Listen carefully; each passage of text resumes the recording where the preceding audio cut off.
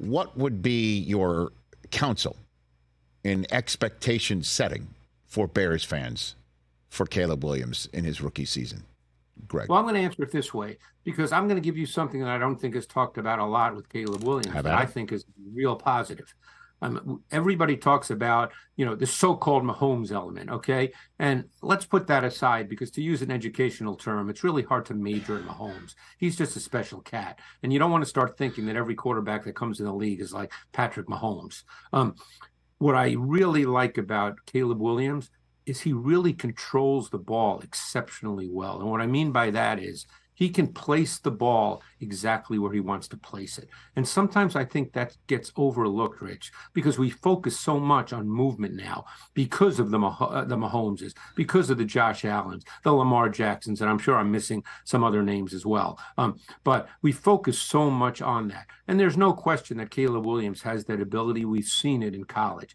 But he really controls the football beautifully. And I think when all's said and done, that's maybe the most critical piece because you can do everything right as a quarterback, Rich, but if you can't throw it where you want to, you don't really have anything. And you think he's got that ability while also doing the off-platform stuff? I do. I do. I mean, it's hard not to like Caleb Williams based on tape. I mean, I'm not going to sit here and say he's the best quarterback I've seen in 44 years of NFL films, but he's certainly a high-level prospect. And again, having said that, do I think he's going to come in and throw 40 touchdowns and 5 interceptions? Not likely, although he is going to go into a pretty good situation. Normally, a number one draft choice does not go into a situation quite like that. And I know a question I'm about to deliver is not usually the lane in which you thrive or like to drive, Greg, but do you agree with the assessment the Bears clearly made to send Justin Fields packing and choose this kid? Do you agree with it? I do. I do agree with it, yes. Why is that? I think Fields has played enough games. I believe he started 37 games in this league. And one of the things that I think that just stands out, and it's very hard to coach this. Believe me, you've had these conversations. I've had these conversations. It's very hard to teach someone to see things clearly when they really don't, just innately.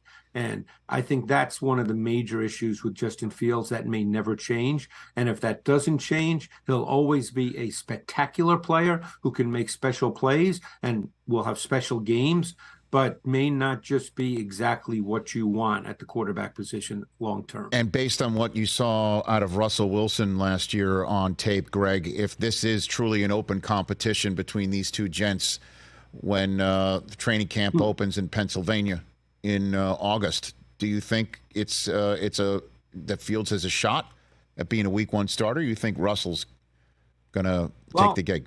What do you think? You know me, Rich. I'm not a hot take guy. Yeah, no. But I would think that based on the way Mike Tomlin talks anyway, I've not had this conversation with him.